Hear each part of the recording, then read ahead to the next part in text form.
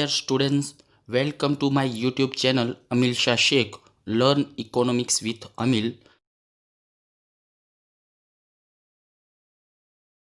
ભારતની કુલ વસ્તીમાં સ્ત્રીઓ અને પુરુષોની કુલ સંખ્યા કેટલી છે એના વિશે આપણે આજે સમજવાના છીએ.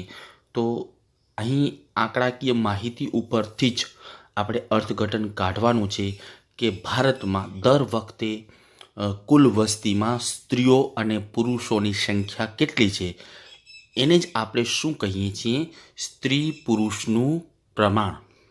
હવે પ્રમાણ એટલે ગુણોત્તર અથવા રેશિયો એમ પણ કહી શકાય છે કે સ્ત્રીઓનો હિસ્સો કુલ વસ્તીમાં કેટલો છે અને પુરુષોની વસ્તી જે છે એ ભારતની કુલ વસ્તીમાં કેટલી છે. તો એને જ આપણે શું કહીએ છીએ, સ્ત્રી પુરુષનું પ્રમાણ. તો ratio of male and female એમ કહી શકાય છે. રેશિયો છે, પ્રમાણ મીન્સ રેશિયો, ગુણોત્તર એમ પણ કહી શકાય છે. તો એ પ્રમાણ જે છે એ ટકાવારીમાં પણ અહીં દર્શાવી શકીએ છીએ. તો તમે આ કોષ્ટકને બરોબર રીતે ઓબ્ઝર્વ કરશો. અહીં આપણને ભારતની કુલ વસ્તીમાં સ્ત્રી અને પુરુષનો જે પ્રમાણ જે છે, જે રેશિયો જે છે, જે ગુણોત્તર જે છે એ આપણને દેખાઈ રહ્યો છે. તો વિદ્યાર્થી મિત્રો, અહીં કોષ્ટકને બરોબર રીતે ઓબ્ઝર્વ કરીએ તો અહીં 1951થી કરી અને 2011 સુધી ભારતની કુલ વસ્તીમાં સ્ત્રીઓ અને પુરુષો એની કુલ વસ્તી કેટલી છે એ આપેલું છે. અહીં તમે જોઈ શકો છો કે આ પુરુષની વસ્તી છે, આ સ્ત્રીની વસ્તી છે અને આ છે કુલ વસ્તી. અને વસ્તી શેમાં આપેલી છે? તો કરોડમાં આપેલી છે. તો શરૂઆતમાં 1951માં ભારતની વસ્તીમાં પુરુષોની વસ્તી જે છે એ 18.55 કરોડ હતી. પછી સ્ત્રીઓની વસ્તી તે જ વર્ષમાં 17.56 કરોડ હતી અને કુલ વસ્તી જે છે એ 36.11 કરોડની વસ્તી હતી. અહીં નીચે ટકાવારી પણ આપેલી છે કે 18.55 કરોડ પુરુષની વસ્તી હતી. તો કુલ વસ્તી 100% વસ્તીમાંથી પુરુષની કેટલા ટકા વસ્તી હતી? તો 51.37% હતી, જ્યારે સ્ત્રીઓની વસ્તી 48.63% હતી, જ્યારે કુલ વસ્તી કેટલી? 100% હતી. તો અહીં પણ જોઈ શકાય છે કે પુરુષની વસ્તી કરતાં સ્ત્રીઓની વસ્તી જે છે એ ઓછી છે. ગણતરી કરીએ તો કેટલી ઓછી છે? તો અહીં 18.55 કરોડ પુરુષની વસ્તી છે, જ્યારે સ્ત્રીની વસ્તી છે 17.56 કરોડ.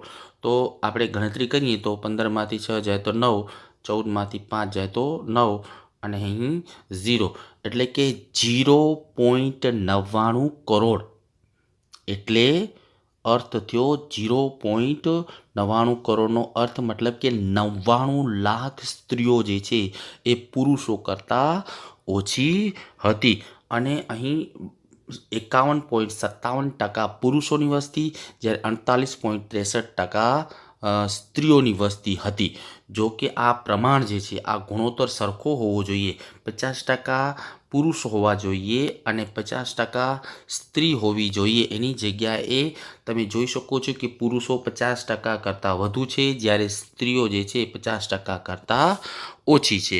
પછી 1991ની માહિતી તરફ નજર નાખીએ તો પુરુષોની સંખ્યા કેટલી હતી? તો 43.92 કરોડ, જ્યારે સ્ત્રીઓની સંખ્યા 40.71 કરોડ અને કુલ વસ્તી જે છે એ 84.63 કરોડ હતી. અને ટકાવારી દ્રષ્ટિએ જોઈએ તો પુરુષોની ટકાવારી કુલ વસ્તીમાં 51.90%, જ્યારે સ્ત્રીઓની 48.10% અને 100% કુલ વસ્તી હતી. 100% કુલ વસ્તીમાંથી 51.90% પુરુષોની વસ્તી, જ્યારે 48.10% સ્ત્રીઓની વસ્તી હતી. તો અહીં પણ જોઈ શકાય છે કે પુરુષોની ટકાવારી ની દ્રષ્ટિએ પુરુષોની સંખ્યા સ્ત્રીઓ કરતાં વધુ છે. હવે કેટલી સંખ્યા વધી છે અહીંયા જોઈ શકાય છે. અહીં આપણે હિસાબ કરીએ તો 43.92 કરોડ જે છે એ પુરુષોની સંખ્યા હતી, જ્યારે સ્ત્રીઓની વસ્તી કેટલી હતી? તો 40.71. તો 2માંથી 1 જાય તો 1, 9માંથી 7 જાય તો 2 અને 3. તો 3,22,00,000 સ્ત્રીઓ જે છે પુરુષો કરતાં ઓછી હતી. તો અહીં પણ બંને વચ્ચેનો પ્રમાણ સરખું જોવા મળતો નથી. સરખો રેશિયો 1:1નો રેશિયો જોવા મળતો નથી. અથવા 50% પુરુષ અને 50% સ્ત્રીઓનો જે રેશિયો હોવો જોઈએ, બરાબર, સરખા હોવા જોઈએ, એ સપ્રમાણ જોવા મળતો નથી.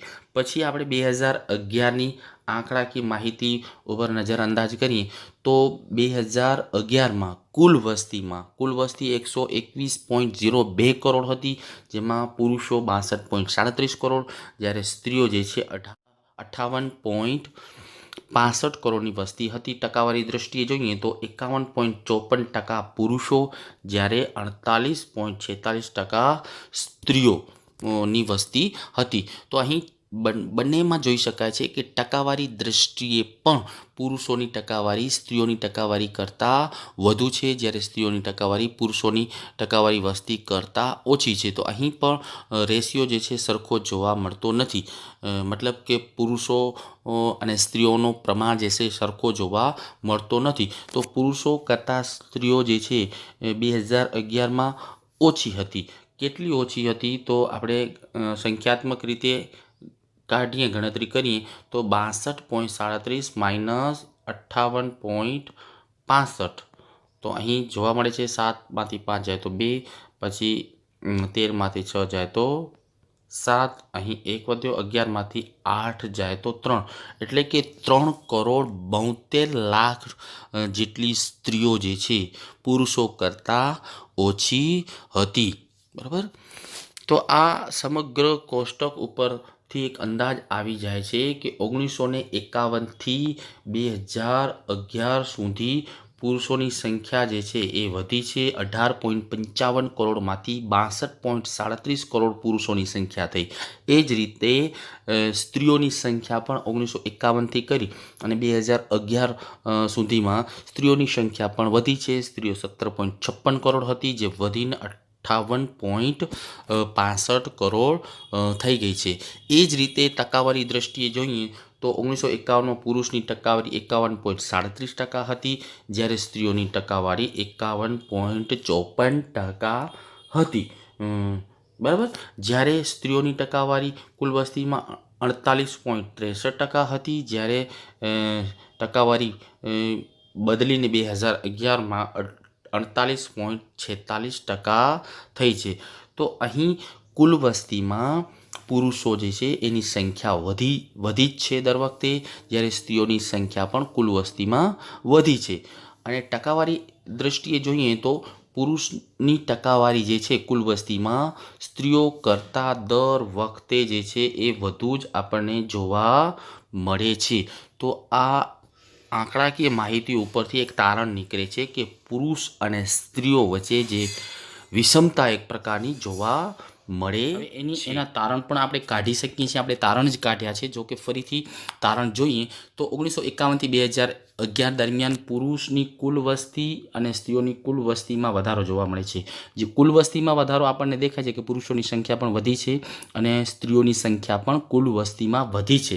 પરંતુ ટકાવારી દ્રષ્ટિએ આપણે જોઈએ તો 1951ની કુલ વસ્તીમાં પુરુષોની ટકાવારી કેટલી હતી? 51.37%. કેટલી વધી છે? તો 51.37% પુરુષોની ટકાવારીની વસ્તી હતી, જે વધીને 2011માં 51.54% થઈ છે. એટલે કે 0.2 જેટલો વધારો સૂચવે છે, જે એ પણ સંકેત આપે છે કે પુરુષો કરતાં સ્ત્રીઓની સંખ્યા ઓછી છે અથવા સ્ત્રીઓ કરતાં પુરુષોની સંખ્યા વધુ હોવાનો સંકેત છે. પછી 1951માં કુલ વસ્તીમાં સ્ત્રીઓની વસ્તી જે છે 48.63% હતી, જે 2011માં ઘટીને 48.46% થઈ છે. એટલે કે -0.17ના દરે ઘટાડો નોંધાનો છે. એટલે ટકાવારી દ્રષ્ટિએ પણ ઘટાડો નોંધાનો છે. પુરુષો કરતાં સ્ત્રીઓની ટકાવારીની દ્રષ્ટિએ પણ ઘટાડો નોંધાયો છે, જે પુરુષો કરતાં સ્ત્રીઓની સંખ્યા ઓછી હોવાનો નિર્દેશ કરે છે.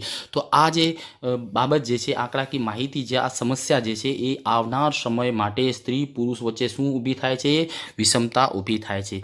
વિષમતા કોને કહેશું? તો આપણે હમણાં જ સમજ્યા કે 50% સ્ત્રીઓ પુરુષો હોય, અહીં 50% પુરુષો હોય પ્લસ સ્ત્રી જે છે એ 50% હોવી જોઈએ. એની જગ્યાએ શું જોવા મળ્યું આંકડાકીય માહિતીમાં કે પુરુષોની ટકાવારી જે છે એ 50% કરતાં વધુ જ છે, જ્યારે સ્ત્રીઓની ટકાવારી જે છે 50% કરતાં ઓછી જ છે. આમ પ્રમાણ સરખો હોવો જોઈએ, આમ 1:1 હોવો જોઈએ. એમ કહેવાય કે ગાણિતિક ભાષામાં પ્રમાણ જે છે 1:1, 1:1 એટલે 50% બરાબર 50%:50%, એટલે કે પુરુષો પણ 50% હોવા જોઈએ અને સ્ત્રી પણ 50% કુલ વસ્તીમાં હોવી જોઈએ. જે એ પ્રમાણ સરખો જોવા મળતો નથી એને જ આપણે શું કહીએ છીએ? વિષમતા. સ્ત્રીઓ અને પુરુષોનું પ્રમાણ સરખો ન હોય, કુલ વસ્તીમાં સ્ત્રીઓ અને પુરુષોનું પ્રમાણ સરખો ન હોય તો એમ કહેવાય કે આ પ્રમાણમાં વિષમતા જોવા મળે છે. 1:1 નથી, 50% બરાબર 50% નથી. એની જગ્યાએ પુરુષોનું પ્રમાણ જે છે સ્ત્રીઓ કરતાં વધુ છે. હવે પછીનું વલણ છે ભારતમાં સ્ત્રી પુરુષ જાતિ પ્રમાણ. તો વિદ્યાર્થી મિત્રો, આ સ્ત્રી પુરુષ જાતિ પ્રમાણને બીજા શબ્દોમાં લિંગ પ્રમાણ તરીકે પણ ઓળખવામાં આવે છે. મતલબ કે ભારતમાં સ્ત્રીઓ કેટલા ટકા છે અને પુરુષ કેટલા ટકા છે, તો એ બંને વચ્ચેનો જે પ્રમાણ જે છે, ગુણોત્તર પ્રમાણ જે છે એ જે છે એને જ કહેવાય લિંગ પ્રમાણ અથવા સ્ત્રી પુરુષ જાતિ પ્રમાણ. તો સ્ત્રી પુરુષ જાતિ પ્રમાણ એટલે શું, એવો પ્રશ્ન ઘણી વખત પૂછાયેલો છે. તો મિત્રો, સ્ત્રી પુરુષ જાતિ પ્રમાણ એટલે દર 1000 પુરુષોએ સ્ત્રીઓની સંખ્યા કેટલી છે તેનું પ્રમાણ, એટલે સ્ત્રી પુરુષ જાતિ પ્રમાણ. 1000 પુરુષો હોય તો સામે સ્ત્રીઓ કેટલી, 1000 પુરુષ હોય 1000 સ્ત્રી હોવી જોઈએ તો પ્રમાણ સરખું કહેવાય, 1:1 કહેવાય, 1:1 કહેવાય. અથવા એમ પણ કહેવાય કે 50% પુરુષ હોય અને 50% સ્ત્રી હોય તો આ પ્રમાણ જે છે એ સરખો કહેવાય. બરાબર. તો એ પ્રમાણ શોધવા માટે 1000 જે છે એને રેશિયો બનાવવામાં આવ્યો છે. એટલે સ્ત્રી પુરુષ જાતિ પ્રમાણ એટલે દર 1000 પુરુષોએ સ્ત્રીઓની સંખ્યા કેટલી છે તેનું પ્રમાણ, એટલે સ્ત્રી પુરુષનું જાતિ પ્રમાણ. તો વિદ્યાર્થી મિત્રો, ભારતમાં પુરુષો કરતાં સ્ત્રીઓની સંખ્યા જે છે ઓછી છે. આપણે ઉપર આંકડાકીય માહિતીમાં જોયું કે કુલ પુરુષોની ટકાવારી જે છે સ્ત્રીઓની ટકાવારી કરતાં પુરુષોની ટકાવારી વસ્તી એ વધુ છે, એટલે કે વસ્તીમાં પુરુષોનો હિસ્સો જે છે એ વધુ છે જ્યારે સ્ત્રીઓનો હિસ્સો ઓછો છે, એટલે સ્ત્રીઓની ટકાવારી ઓછી છે. જેના લીધે શું થશે કે પુરુષો કરતાં સ્ત્રીઓની સંખ્યા ઓછી હોવાને લીધે ઘણા બધા પ્રશ્નો ઊભા થાય છે. કયા કયા પ્રશ્નો? તો લગ્ન, કુટુંબ, પ્રજનન અને અર્થવ્યવસ્થા વગેરે અંગેના પ્રશ્નો જે છે એ ઊભા થાય છે. પછી કેટલાક વિકસિત દેશો એવા છે કે જ્યાં સ્ત્રી પુરુષ જાતિ પ્રમાણ 1000 કરતાં વધુ છે. વિકસિત દેશોમાં, ઘણા વિકસિત દેશોમાં એવું જોવા મળે છે કે જેટલા પુરુષ છે એના કરતાં એ દેશમાં સ્ત્રીઓની સંખ્યા જે છે એ વધુ છે. આપણા ભારતમાં એક રાજ્ય એવો છે, એ રાજ્ય કયું? તો કેરળ રાજ્ય, કે જ્યાં પુરુષ કરતાં સ્ત્રીઓની સંખ્યા જે છે એ વધુ છે. એટલે કે આપણા રેશિયો પ્રમાણે 1000 પુરુષોએ સ્ત્રીઓની સંખ્યા કેટલી છે? 1084 છે. મતલબ કે પુરુષ કરતાં સ્ત્રીઓની સંખ્યા વધુ છે એવો આપણો ભારતનો કયો રાજ્ય? તો કેરળ રાજ્ય જ માત્ર એક રાજ્ય છે કે જ્યાં પુરુષો કરતાં સ્ત્રીઓની સંખ્યા જે છે એ વધુ છે. પછી સ્ત્રી પુરુષમાં આ જે વિષમતા જોવા મળે છે, વિષમતા આપણે સમજ્યા ને કે સ્ત્રીઓ કરતાં પુરુષોની ટકાવારી વસ્તીમાં વધુ છે જ્યારે સ્ત્રીઓની ટકાવારી ઓછી છે. આમ તો 50% જેમ 50% હોવું જોઈએ, પરંતુ આ બંને વચ્ચે એવું નથી. સ્ત્રીઓની સંખ્યા જે છે 50% કરતાં ઓછી છે કુલ વસ્તીમાં, જ્યારે પુરુષો જે છે કુલ વસ્તીમાં 50% કરતાં વધુ વસ્તી ધરાવે છે. મતલબ 50% કરતાં વધુ છે પુરુષોની સંખ્યા. તો આ બંને વચ્ચે જે છે એ વિષમતા જોવા મળે છે, સરખો પ્રમાણ નથી. મતલબ કે 1:1 પ્રમાણ નથી. જો 1:1 પ્રમાણ હોય તો 50% પુરુષ અને 50% સ્ત્રી કહેવાય, પરંતુ પરંતુ અહીં 1:1 પ્રમાણ ન હોવાને લીધે આ પ્રમાણ વચ્ચે વિષમતા જોવા મળે છે. તો આ વિષમતાના કારણો કયા છે વિદ્યાર્થી મિત્રો? તો અહીં કારણો જે સામાજિક, આર્થિક અને સાંસ્કૃતિક કારણો જે છે એ જવાબદાર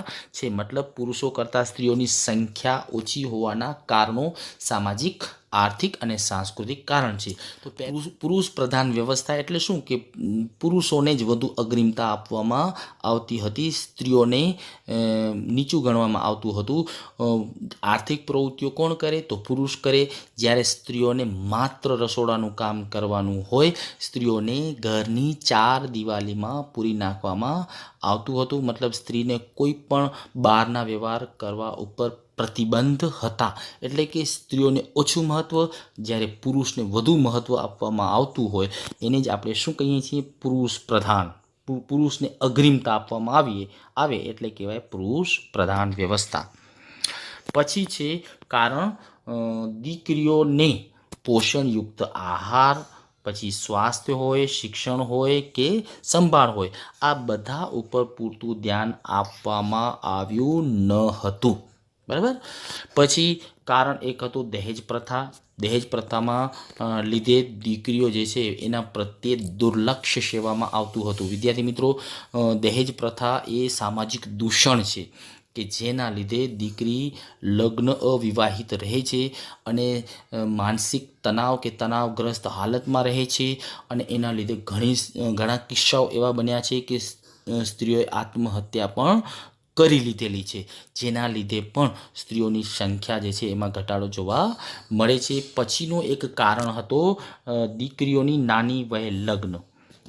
એ પણ એક સામાજિક દૂષણ હતું કે નાની વયે લગ્ન થવાને લીધે પ્રસૂતિ સમયે એની સ્વાસ્થ્ય ઉપર વિપરીત અસર જોવા મળે છે, જેના લીધે માતા મૃત્યુ દરનો પ્રમાણ વધે છે અથવા બાળ લગ્નના લીધે પણ સ્ત્રીઓ જે છે એનો મૃત્યુનું પ્રમાણ જે છે ઊંચો આવે છે, જેના લીધે પુરુષો કરતાં સ્ત્રીઓની સંખ્યા જે છે એ ઘટાડો થાય છે અથવા ઘટાડો જોવા મળે છે. એક કારણ આ પણ છે દીકરીનું નાની ઉંમરે થતો લગ્ન.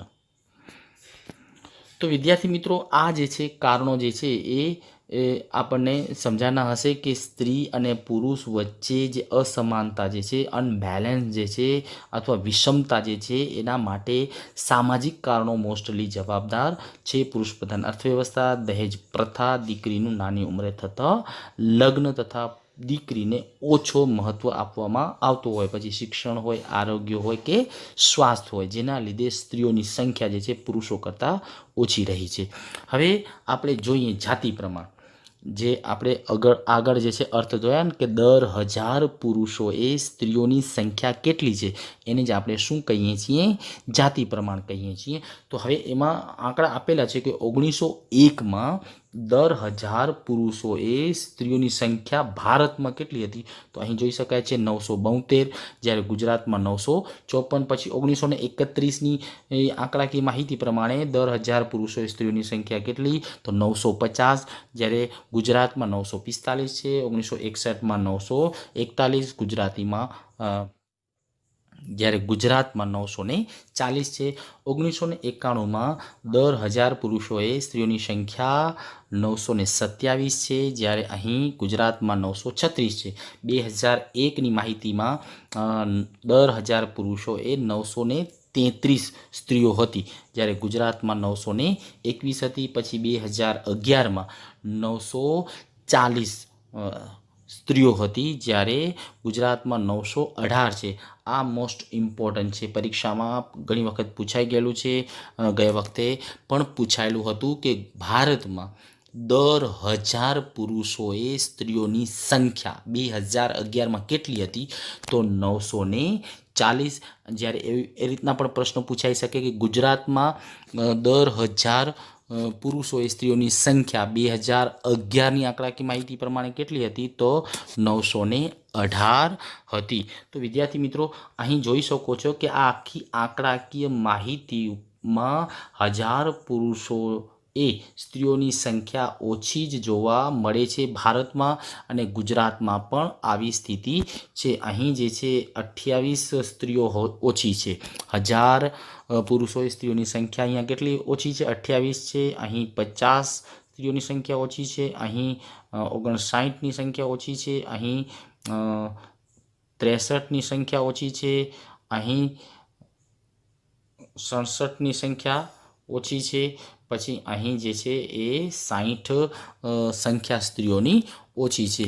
એ જ રીતના ગુજરાતમાં પણ જોઈ શકો છો કે ગુજરાતમાં પણ 1000 પુરુષોએ સ્ત્રીઓની સંખ્યા ઓછી છે. તો આ કોષ્ટક ઉપરથી એક બાબત સાબિત થાય છે કે પુરુષો કરતાં સ્ત્રીઓની જે સંખ્યા છે ભારત અને ગુજરાતમાં ઓછી રહી છે. મતલબ કે દીકરી જન્મને ઓછું મહત્ત્વ આપવામાં આવી રહ્યું હોય એવું લાગે છે. તો આ બાબત ઉપર ફોકસ કરીને ભારત સરકારે પોતાના આયોજનમાં અથવા પંચવર્ષીય યોજનામાં દીકરી માટે, કન્યા માટે અલગ અલગ યોજનાઓ પણ બનાવી છે. દાખલા તરીકે હાલની જ એક વ્હાલી દીકરી યોજના છે. પછી દીકરી માટે શિક્ષણમાં પણ દીકરીને ખૂબ જ મહત્ત્વ આપવામાં આવી રહ્યું છે. મફત શિક્ષણ માટેની જોગવાઈ કરવામાં આવેલી છે. તથા કન્યા કેળવણી, કન્યા પ્રવેશ મહોત્સવથી વાલીઓમાં જાગૃતિ આવે, દીકરીનું મહત્ત્વ સમજે એવા પ્રયાસો જે છે સરકાર કરી રહી છે કે જેથી આ રેશિયો જે છે જાતિ પ્રમાણ જે છે, જાતિ પ્રમાણમાં જે વિષમતા જે છે એ ઘટે. તો વિદ્યાર્થી મિત્રો, આઈ હોપ કે આ મુદ્દાઓ જે છે એ તમને બરોબર રીતે સમજાના હશે. ભારતમાં સ્ત્રી પુરુષની કુલ વસ્તી કેટલી છે, પુરુષોની સંખ્યા અને સ્ત્રીઓની સંખ્યા કેટલી છે, એ મુદ્દો પણ તમને બરોબર રીતે સમજાનું હશે. તથા આ જાતિ પ્રમાણ જે છે, મતલબ કે સ્ત્રીઓ કુલ વસ્તીમાં સ્ત્રીઓ કેટલી છે અને પુરુષ કેટલું છે, દર 1000 પુરુષોએ સ્ત્રીઓની સંખ્યા કેટલી છે, એટલે કે જાતિ પ્રમાણ, લિંગ પ્રમાણ, એ પણ બરોબર રીતે તમને સમજાનો હશે.